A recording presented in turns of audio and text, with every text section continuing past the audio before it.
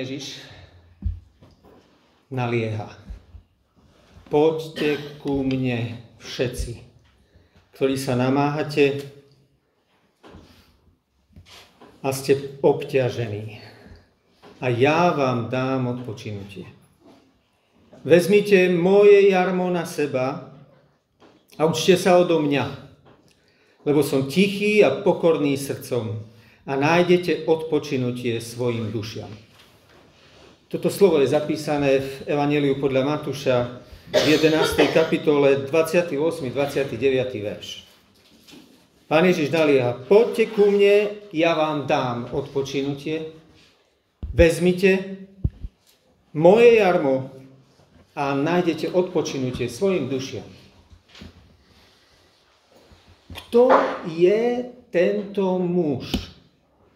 Kto je tento muž? Tak ako na ňo hľadia, keď to volá Pán Ježiš tam. Kto je tento muž, ktorý hovorí, poďte ku mne do mojej blízkosti a sľubuje to, čo môže sľubiť len Boh. Kto je tento muž tam v tele, ktorý ide cestou cez Izrael, volá, poďte ku mne a hovorí o tom, že on dá odpočinutie dušiam všetkým. Každý, kto príde. Kto on je? Poďte ku mne všetci, ktorí pracujete. Nevolá ani tak univerzálne všetkých, tu je všetkých, ktorí pracujete. Viete, Izrael, čo považoval to, čo pracujete? Pracujete, snažíte sa v zákone ísť za tým, čo tam je ten koniec, nájsť odpočinutie u Pána. Pracujete stále.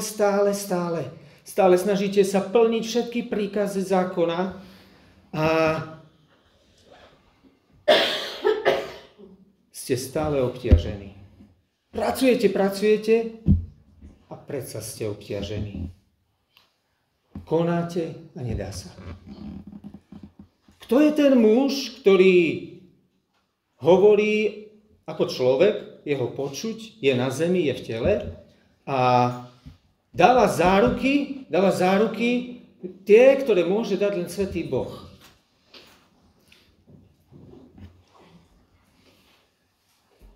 Je to veľká milosť, veľké milosrdenstvo, ktoré sa tu deje. Židia veľmi dobre rozumeli, kto je svätý Boh. Svätý Boh je ten, ktorý, keď prišli k vrchu Sinaju, prikázal Mojžišovi, nech sa nikto ani len nedotkne vrchu, lebo zomrie. Taký svätý je Boh. Nič hriešne nemôže prísť pred ne. Mojžiš, keď dostal zákon, schádzal z vrchu a ešte len prichádzal dole, už ten ľud, ktorý ani ten jediný príkaz jeho, že vydržte, dokiaľ prídem, ani ten neposlúchli a musel hodiť tie dosky, rozbili sa. A vracia sa potom k Hospodinu na vrch a Mojžiš tam plače. Ak ty nepôjdeš pred nami, ak ty osobne neprojdeš pred nami, nejdeme ďalej. Tento ľud nedokáže naplniť zákon. Ak ty nepôjdeš pred nami. A vieme, ja som to už minule spomínal, Pán mu ukázal, že ja osobne ako môžem ísť s vami, ako môžem tam ja byť s vami, by ste zomreli, ak pôjdem, ja osobne s vami. A ukazujem mu ten príklad, znova ho zopakujem. Berie Mojžiša, ukážem ti svoju slávu, dáva ho do trhliny skaly, zakrie ho rukou a Mojžiš vidí len chrbát Hospodinu. Nemôže vidieť, lebo by zomrel od slávy hriešný človek. A kto je ten muž, ktorý ide tu? Ktorý ide tu a hovorí, poďte ku mne a ja vám dám odpočinutie. A keď Mojžišovi Hospodin takto ukáže v úvodzovkách svoj chrbát, svoju slávu, potom vykoná to, že dá uprostred dá všetky tie nariadenia ohľadne trúhly zmluvy. Ide uprostred. Ide tam. Ide tam v tom milosrdenstve. Ľud kráča, nezomrie, ide a Boh je uprostred. V milosrdenstve. Nezomiera, ale tá trúhla zmluvy, ktorá vieme, že ukazuje na Pána Ježiša, je tam. A Pán Ježiš, ten, ktorého tá trúhla bola len obraz a tieň, teraz sa narodil tu, na túto zem. Ide a volá, poďte ku mne, poďte do mojej blízkosti. Ktorí pracujete, ktorí sa snažíte, ktorí chcete niečo skrze zákon. Zákon je ten, ktorý nedokáže nikto naplniť. Zákon spôsobí len to, že sme obťažení a znova len nám ukáže na hriech. A Pán Ježiš je ten, ktorý hovorí, poďte ku mne všetci, ktorí pracujete a ste obťažení a ja vám dám odpočinutie. Viete, ako veľa je povedané tým, že a ja vám dám odpočinutie.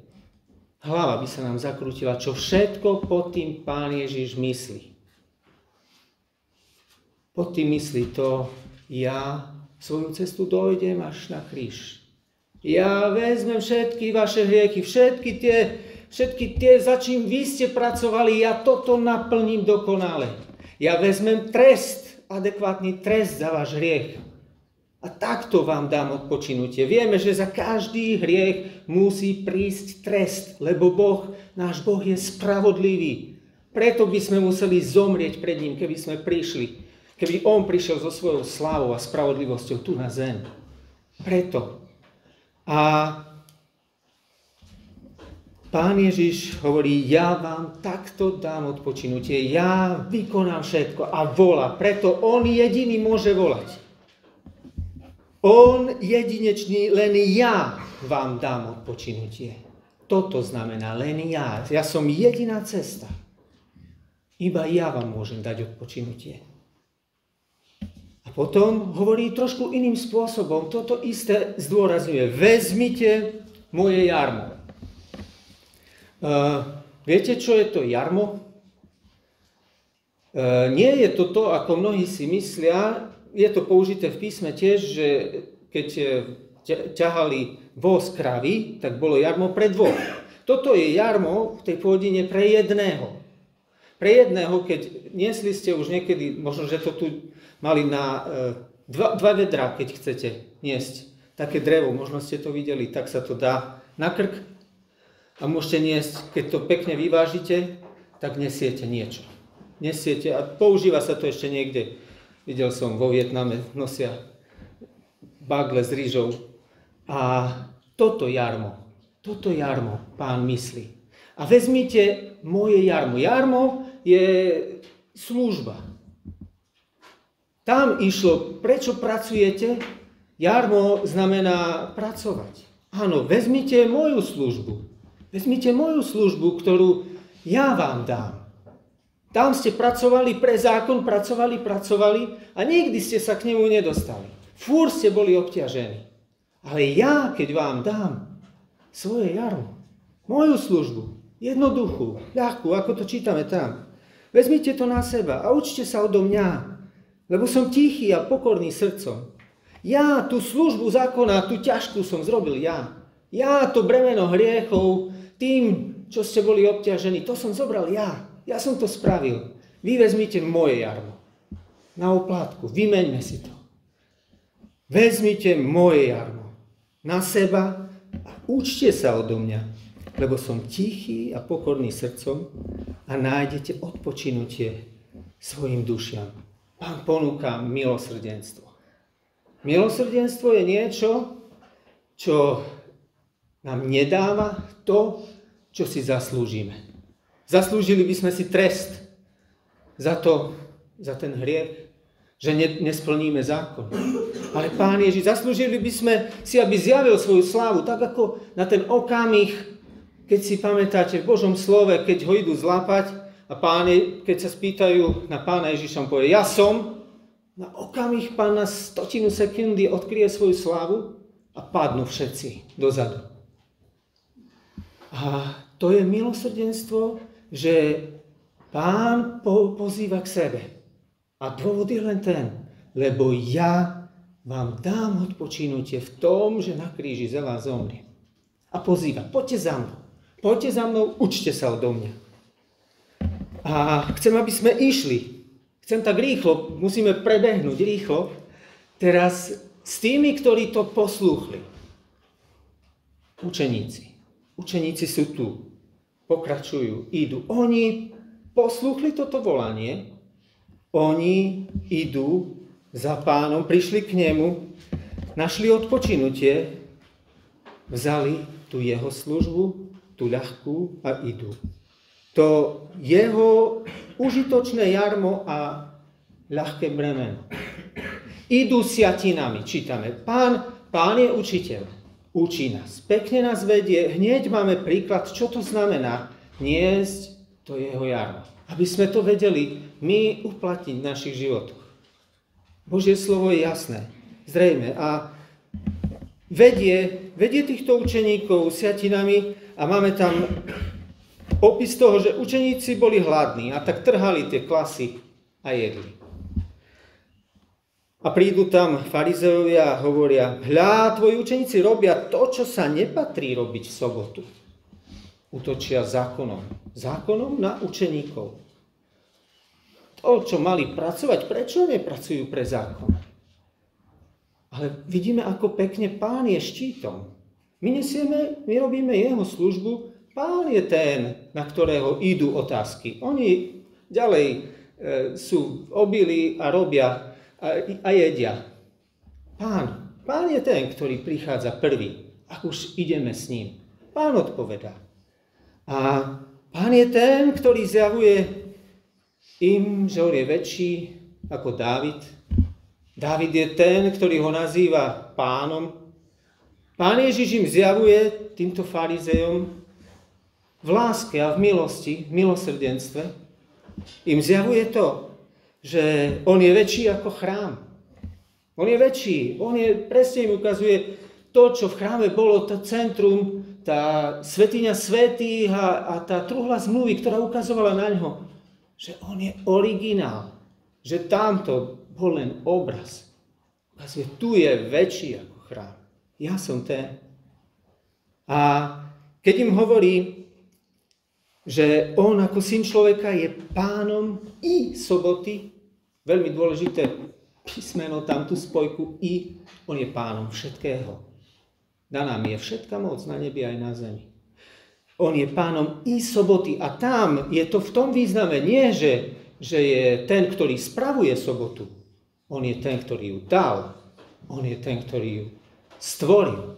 On je pánom odpočinku, odpočinutia. To, čo hovorí tam. On je ten, to znamená sobota, odpočinutia. To, čo dáva našim dušiam. Iba Pán Ježiš nám môže dať ten pravý odpočinok. A v 7. verši hovorí, a keby ste boli poznali, čo je to milosrdenstvo chcem a nie obeť, neboli by ste odsúdili nevinných. Máme pekný výklad toho, čo sa tam udialo. Pán Ježiš prejavuje milosrdenstvo. Prejavuje milosrdenstvo tým svojim učeníkom, učí ich aj milosrdenstvu. Prejavuje tým farizejom, ktorí tam sú, a ukazuje, že oni odsúdili nevinných. Jasne ukazuje, oni sú nevinní. Nič neurobili zle. Nič neurobili zle títo moji učeníci. Pán je ten, keď ideme za ním, ktorý nás ospravedlňuje. On ten, ktorý za nás zomrel. On ten, ktorý naplnil celý zákon. A to milosrdenstvo je to, čo, znova len to zopakujem, je niečo, čo si zaslúžime a nedostávame. Pán mohol zostúpiť a mohol pokarhať, mohol, tak ako učeníkov aj farizejov, mohol zabiť, poviem to až takto. Pokračujeme s Pánom ďalej. Vojdeme do synagógy. A odíduc odtiaľ prišiel do ich synagógy. Vošli by ste do zhromaždenia. Toto znamená v gréčtine. Synagóga je zhromaždenie. Jednoducho preložené.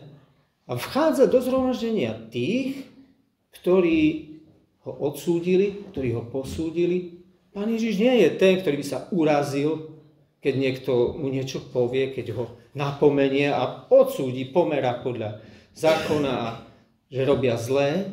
Pán Ježiš vstúpi s milosrdenstvom aj kvôli týmto ľuďom, aby im ukázal a prejavil milosrdenstvo. On ich mohol pokarhať. On ich mohol napomenúť. On mohol urobiť ako Pán čokoľvek. A vchádza do synagógy.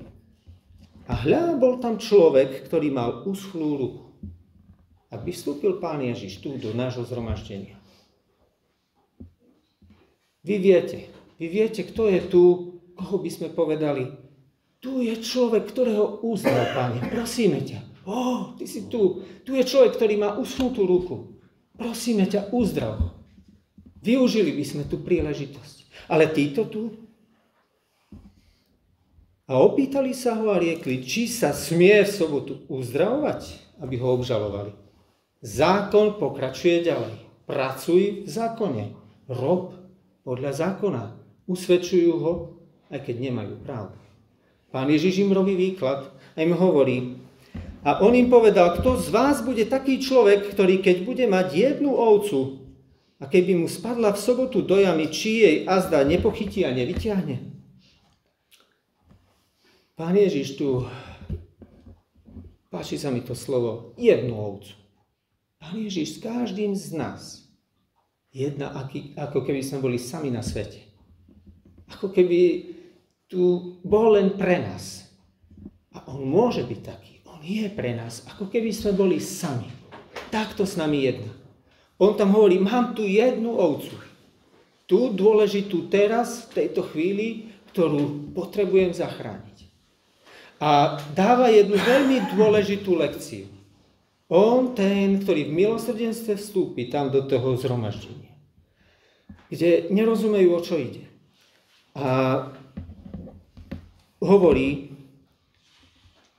a o koľko viac je človek než ovca, preto sa smie v sobotu dobre robiť, hovorí Pán soboty. A urobí niečo. Vezme si toho človeka a hovorí mu,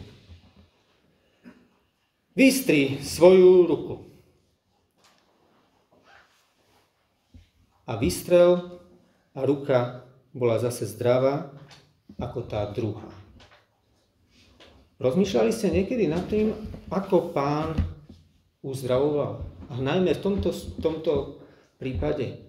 Pán Ježiš neprišiel k tej ruke a povedal, ruka buď zdravá.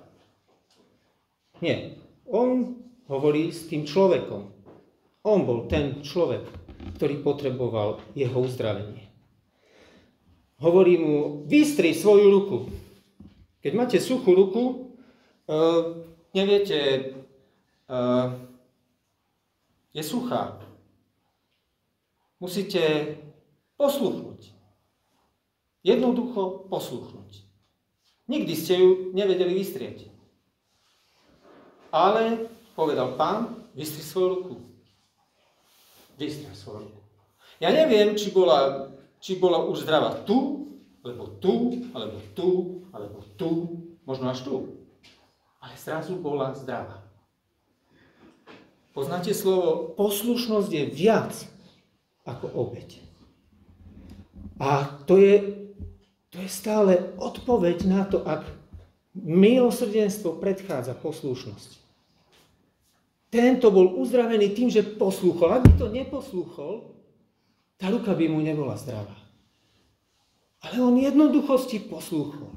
Tak, ako poslúchli učeníci. Poďte za mnou.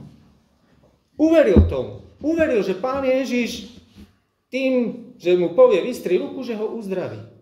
Uveril Pánovi Ježišovi. Jednoducho poslúchnuť je koreň celej veci.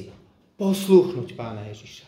Ak nás volá, poďte ku mne, využiť príležitosť a poslúchnuť.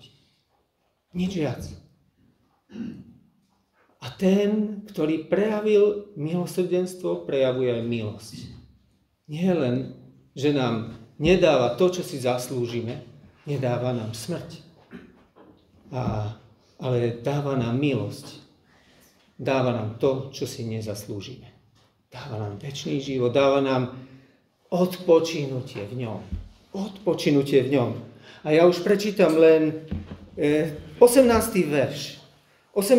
verš, ktorý je tam citát z Izaiáša, nejakých 750 rokov predtým, o Pánovi Ježišovi.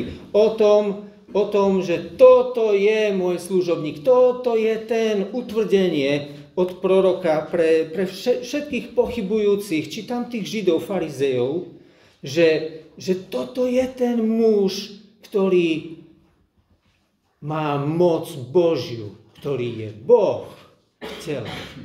Hľa, môj služobník. Hľa, môj služobník, ktorého som vyvolil. Môj milovaný, v ktorom sa zaľúbilo mojej duši. Položím svojho ducha na neho a bude zvestovať národom súd. Bude zvestovať národom súd. Títo farizeji, oni vykonali súd. Oni odsúdili nevinných. Ale tu je Pán, ktorý veľmi pozorne, on neprišiel ešte vykonať súd. Prišiel zvestovať súd. Všetkým tým, aj čo robí, čo koná. I tu, čo sa zvestuje. Najprv, tu čítame, sa zvestuje jeho súd. On príde súdiť. On príde, ale neprišiel ešte vykonať súd. V ňom sa mi zaľúbil. On prišiel zachrániť. Môj milovaný, v ktorom sa zaľúbilo mojej duši. V ktorom, iba v ňom, môžeme stáť. Nebude sa vadiť, ani nebude kričať, ani nikto nepočuje na ulici jeho hlasu. Nalomenej trstiny nedolomí. Aj keď by mohol, tlejúceho knotu neuhasí, aj keď by mohol, ale tí, ktorí poslúchnú jeho hlas, budú spasení. Amen.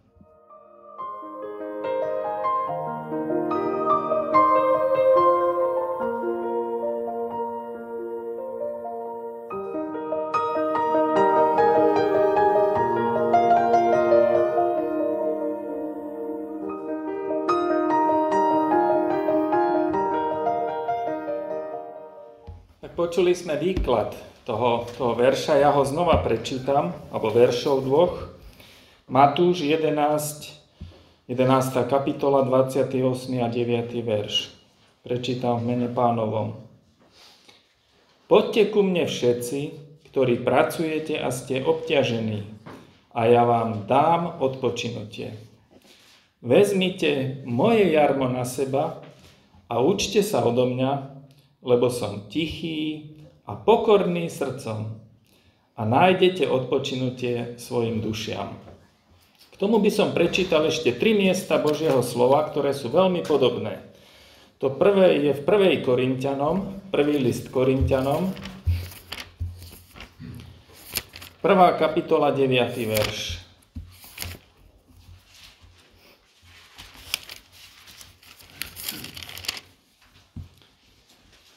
Verný je Boh, skrze ktorého ste povolaní v obecenstvo jeho Syna Ježiša Krista, nášho Pána. Takto sa začína 1. list. A pozrieme sa aj do 2. listu Korinťanom. Tiež 1. kapitola. Tiež Pavel začína podobne, 18. verš. Ale verný je Boh. A keby to snáď nestačilo, v písme by sme našli viac tých vyjadrení, trebárs aj v 1. Tesaloničanom 5.24, 1. Tesaloničanom 5.24, kde je napísané: Verný je ten, ktorý vás volá. Poďte ku mne všetci. A už brat začal presne tou otázkou, že kto je to, kto volá. keď nás domáci pán, kde sme teraz na návšteve u Majdlenovcov, povolá k stolu, tak ideme radi, ideme s dôverou a nikdy nie sme zahambení, ale naopak prekročené je akékoľvek očakávanie toho, že čo na tom stole bude. Taký je bohatý a s takou láskou nás naši domáci hostia, čo sa cítime úplne nehodní toho. Ale v našom hriešnom svete, napríklad u nás v mestách, hovoríme našim malým deťom, keď by si išiel zo školy sám a volá ťa niekto, poď si tu sadnúť ku mne do auta, alebo poď sem a tam, tak mu hovoríme, nechoď. Není každý ujo dobrý. Každý báči nie je dobrý. Lebo vieme, čo sa deje, ako sa aj drogy a iné veci ponúkajú. A tým chcem počiarknúť to, že kto je Pán Ježiš. On je verný. A on je jediný verný. Verný Boh. Ten svätý Boh, ktorý keď volá, tak to nie je len tak. To má hlboký a večný zmysel. To má hlboký a večný dôvod. Za tým je tá hlboká večná láska Božia, keď volá Pán Ježiš človeka a ľudí, poďte ku mne, nielen niektorí, všetci. Lebo nie je inej cesty k Bohu, k Otcovi, len skrze Neho. Nie je inej možnosti byť spasený, len skrze Pána Ježiša. Nie je ináč možné vojsť do toho odpočinku, ktorý by sme mohli dať s veľkým O. Odpočinok duše. Jedine v ňom, jedine on môže dať taký odpočinok duše, ktorý nemá tento svet. Tak to je tá prvá myšlienka. Verný, dôveryhodný, nadovšetko dôveryhodný Boh je Pán Ježiš Kristus. A tá druhá vec, pozriem sa na to troška z iného pohľadu, na to bremeno, z toho pohľadu takého všeobecného aplikačného, tak to poviem. Keď sa pozrieme do Izajáša 43. kapitoly, tak tam je napísané v 24. verši. Pán Boh akoby tomu svojmu ľudu, tomu, ktorý tak pracoval, ktorý sa tak snažil plniť zákon, tak mu vyčíta, že vlastne sa to ani nesnažia mnohokrát. Že mu ani neslúžia, ani ho nevzývajú pravým spôsobom. Prečítam už od 22. Izajáš 43:22. Ale mňa si nevzýval, Jakobe, lebo si sa unavil mnou, Izraelu. Nedoviedol si mi do bytčaťa svojich zápalných obetí a svojimi bytnými obeťami si ma nepoctil. Nenútil som ťa, aby si mi slúžil obilným darom obetným, ani som ťa neunúval kadivom. Nekúpil si mi za peniaze voňavej trstiny, ani tukom svojich bytných obetí si ma nenapojil. Ale ty si mi navalil službu svojimi hriechami a unavoval si ma svojimi neprávosťami. Navalil službu svojimi hriechami. Veľký batoh vín, veľké bremeno vín, ktoré vzal Pán Ježiš z každého, kto mu ho odovzdal. Kto k nemu prišiel. Preto on volá, aby človeka zbavil tejto ťarchy. Aby ho zbavil tých hriechov a tých neprávostí, ktoré má človek na sebe a dennodenne sa mu ten batoh zväčšuje. Pretože má hriešnú prirodzenosť. Ako Dávid hovorí, hriechu ma počala moja matka.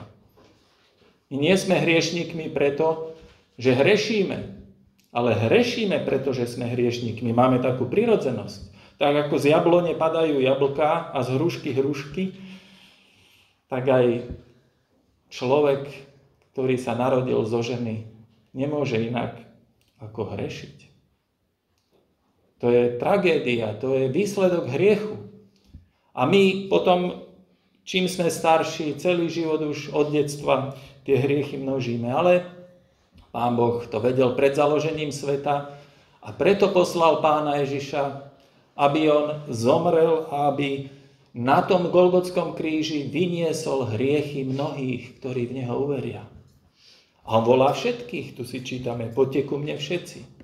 On túži, aby nikto nezahynul, ale aby mal večný život, aby bol zbavený svojho batoha vín. Pretože on o sebe hovorí, že je aj dvere. On o sebe hovorí, vojdite úzkou bránou a na tú úzkú cestu. On je aj tá brána, aj tá cesta, ale tam sa nedá vojsť so svojimi vinami, s batohom vín. Tam človek môže vojsť len skrze Neho, keď pred ním poklakne vo svojom srdci, íď na svoje kolená a povie mu, Pane Ježišu, zmiluj sa nado mnou. To je aplikácia tých slov. Poďte ku mne všetci, ktorí ste obťažení svojimi hriechami, môžeme aj povedať. Svojimi vinami. Zložte to. Prineste to ku mne. Nikto iný vás toho nezbaví. Nikto iný nemôže očistiť svedomie človeka, len krv Kristova si čítame. Zbaviť človeka tejto viny. A tak toto je volanie lásky. A nie len niektorých, nie len pobožných, nie len Židov, ale všetkých.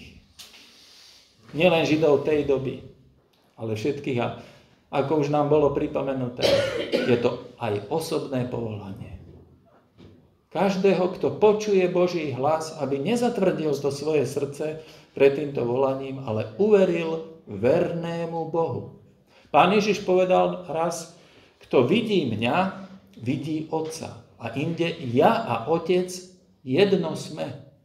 Boh zjavený v tele, ten verný Boh, o ktorom nám svedčia písma, ten volá k sebe, aby človeka zbavil jarma vín a aby ho uviedol do odpočinku, aký človek celý život hľadá. My každodenne hľadáme odpočinok. Nielen večer, keď sme unavení, ale aj celý deň hľadáme, ako si niekde oddychnúť, ako niekde si uľaviť, ako niekde tú prácu troška si uľahčiť, alebo ju ani vôbec nerobiť. Aké dovolenky. A niekto sa trápi nad niečím, tak sa snaží si nájsť odpočinok v poháriku alkoholu.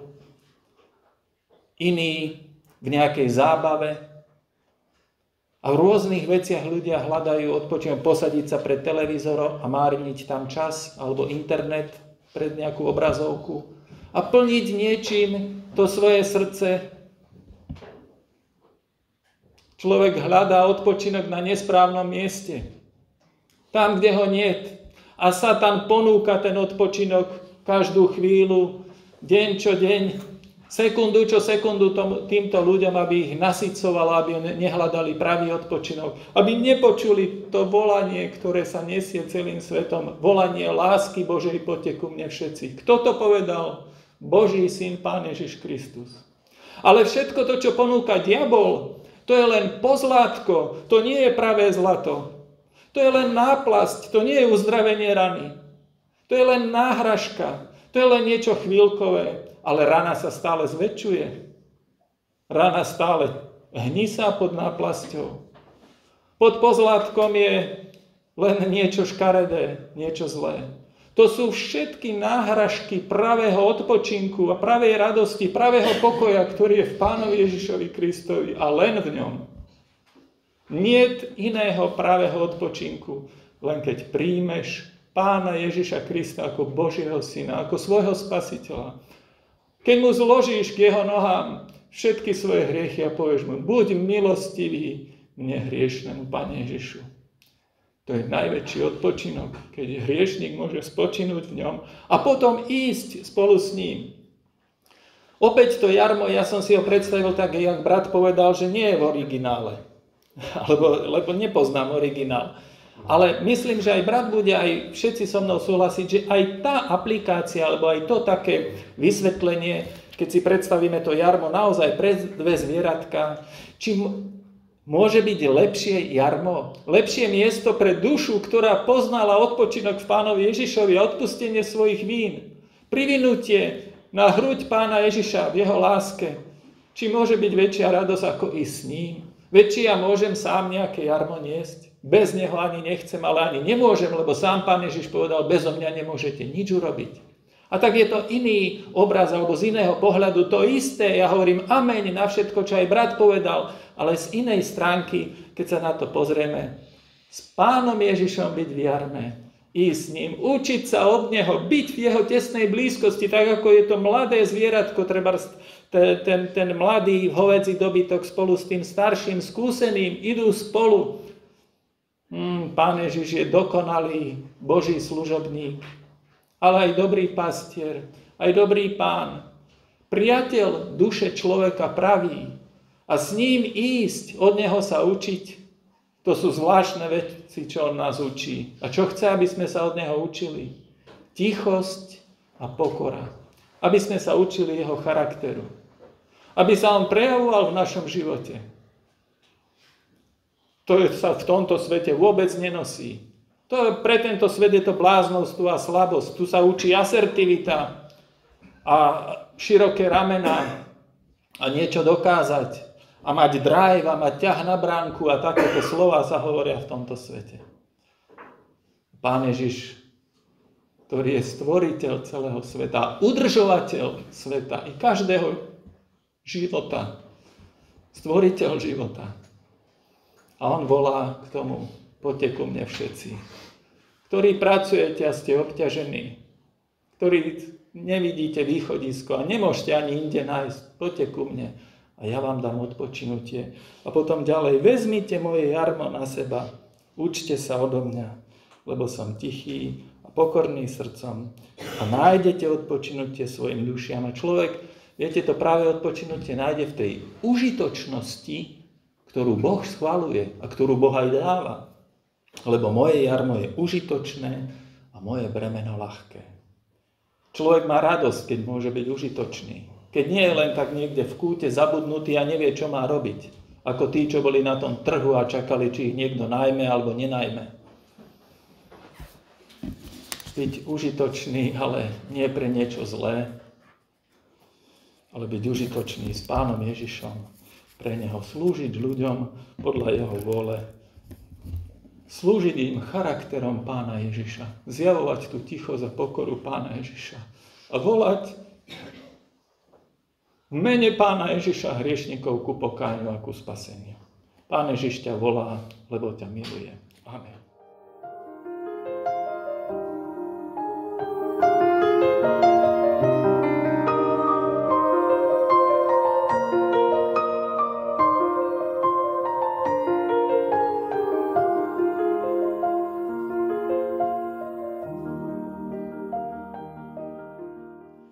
Milí bratia a sestry, milí poslucháči Božieho slova, ešte v pár minútach by som pripojil pár slov. Téma je, že poďte a zoberte. Ale aby sme niečo mohli zobrať, tak niečo musíme zložiť. Prečítajme si z listu Židom z 12. kapitoly 1 verš, kde nás Duch Boží cez písateľa listu Židom vyzýva, čo to teda máme najprv zložiť, aby sme mohli ísť za Pánom Ježišom a zobrať niečo. Nadväzujem na službu predo mnou a ešte aj na tú prvú, hlavne na tú predo mnou v súvislosti s bremenami. Tak v mene Pánovom si čítame v Židom 12. kapitole 1. verši toto slovo. Preto aj my, keď máme taký veľký oblak svedkov okolo seba, zložme každé bremeno a ľahko obkľučujúci hriech a tak s trpezlivosťou bežme pred nami ležiaci beh o závod. Tak si vieme predstaviť, že keď niekto beží a keď má veľké bremeno na sebe, tak sa mu ťažko beží. A tu je napísané, že život na zemi je ako beh. Ale aby sme bežali s ľahkosťou, tak musíme zložiť. Čiže sú tu bremená najprv, ak máme zobrať jarmo Pána Ježiša a jeho bremeno, tak najprv musí človek zložiť tie iné bremená, ktoré tu sú. Trošku niečo možno aj bude podobné s tým, čo som včera hovoril, ale čo sú teda tie bremená, ktoré človeku bránia, aby bežal, ktoré sú mu prekážkové. Tak jedno bremeno je, teraz sa budem snažiť takú terminológiu použiť, takú citlivejšiu, náboženstvo. Jedno bremeno je náboženstvo. Teraz vychádzam z Božieho slova. Keď Pán Ježiš tieto slova hovoril, tak boli tu niektorí, ktorí mysleli si, že sú duchovná elita. Boli to farizovia a zákonníci a oni, okrem toho zákona, ktorý Pán Boh dal, ešte iné zákony predpisovali, čo sa má robiť a čo sa nemá robiť. Predpisy, nariadenia. A Pán Ježiš o nich hovorí, že vy ste tí, ktorí dávate ľuďom niesť ťažké bremená, neznesiteľné bremená a sami ich nedokážete niesť. A v Božom slove sú niektoré vymenované. Napríklad Pavol neskôr apoštol hovorí, že niektorí zakazovali sa vydávať a ženiť. Niektorí zakazovali nejaké veci jesť, nejaké pokrmy. Niektorí chceli, aby sa striktne dodržávali nejaké tie veci zo starého zákona, niektoré dni, aby sa veľmi svetili. Sviatky. Dokonca je tam napísané, niektorí hovorili, nechyť sa, neokús, nejedz. Takže to bola isté bremená, ktoré ľud nedokázal niesť a padal pod nimi. Potom to boli bremená iné, ďalej sú napísané ako majetok, práca, námaha z celého dňa, keď človek aj dnes musí premýšľať nad tým, čo všetko treba spraviť okolo domu, na poli, v zamestnaní, v práci. Príde domov, ešte sa to niekedy v hlave stále premýšľa nad tým človek, čo ešte mal spraviť. Už boli aj spomenuté závislosti, ktoré sú veľké bremená, keď človek niečo nechce robiť a stále musí, lebo to telo od neho to chce. Žiadosti rôzne sú tu. Takže je mnoho takých bremien, ktoré sú a žiadosti. Samozrejme, tento svet nám ponúka čokoľvek. Človek neraz z toho mobilu nevie ruky spustiť a oči a srdce, hlavne teda mladší. Takže to sú bremená. A teraz je tu napísané, zložte ich. Aký je život s bremenami? Ja tiež prečítam z proroka Izaiáša veršiky zo 46. kapitoly, kde je zobrazený život, aký je život s bremenami. Aj v starom zákone národ izraelský mal bremená, tam to boli častokrát aj fyzické tie modly, ktoré nosil a prečítame si, ako sa cítili pri tom. Izaiáš 46 od 1. verša. Bél klesol na kolená, k zemi sa zohýna Boh Nebo. Ich modly sú pre zviera a hovedo. Modly, ktoré ste nosievali, sú naložené, bremenom sú a ťažia do ústania. Zohli sa, na kolená klesli spolu. Nevládali vyslobodiť bremeno, lež i same idú do zajatia. A potom v 4. verši je Pán Boh, ktorý sa predstavuje, ja ponesiem, ja budem nosiť, ja vyslobodím.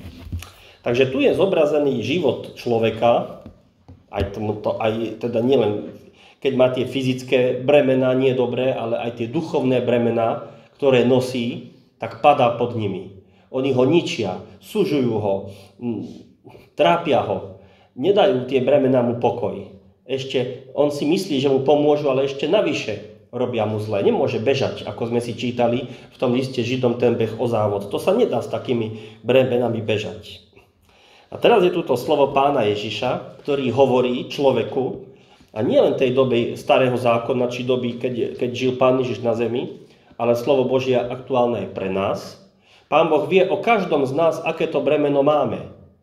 Čo nás tlačí, čo nás sužuje a čo nám nedovolí bežať za Pánom Ježišom.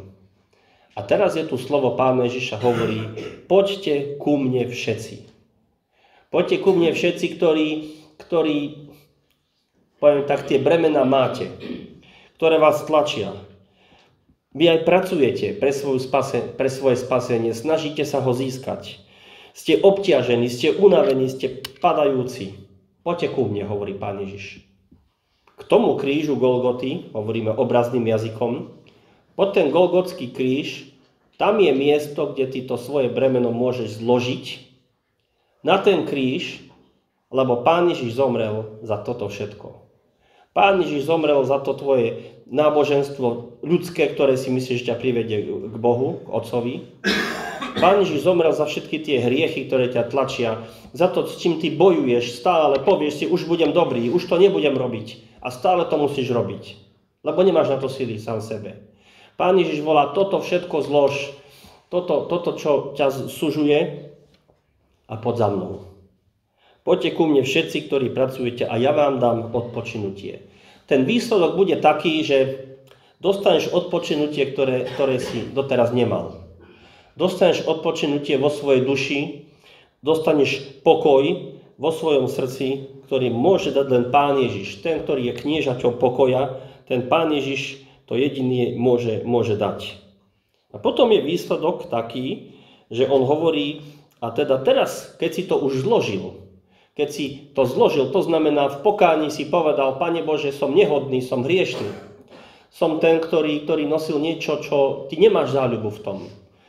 Prosím ťa, daj to preč so mňa. Odpusti mi všetko. To sú moje hriechy napokon, tie bremená. To sa dá jedným slovom tak povedať. Neprávosti. Toto všetko tu ja skladám, odpusti mi to. Ja verím, že Pán Ježiš, ty si zobral aj za tieto moje bremená, aj za tieto moje hriechy a ťažkosti. A potom príde odpočinok a potom je tu až to ďalšie. A teraz už vezmite to moje jarmo a to moje bremeno v 30. verši Evanjelia Matúša 11.30, to moje bremeno je už ľahké. Lebo ja som s ním s tebou. Ja som s tebou. Ja ťa posilním a ja ti pomôžem a podopriem ťa pravicou svojej spravodlivosti. Teraz, keď si už oslobodený, ako ten vták, sme to v inom kontexte spievali, letí, tak už si ako zbavený toho, už si ako ten orol, ktorý lieta, ako bežia a neustávajú, ako Pavol, ktorý hovorí, že beží o závod, beží ten beh a musí bežať. A to, čo mu bránilo, dával preč.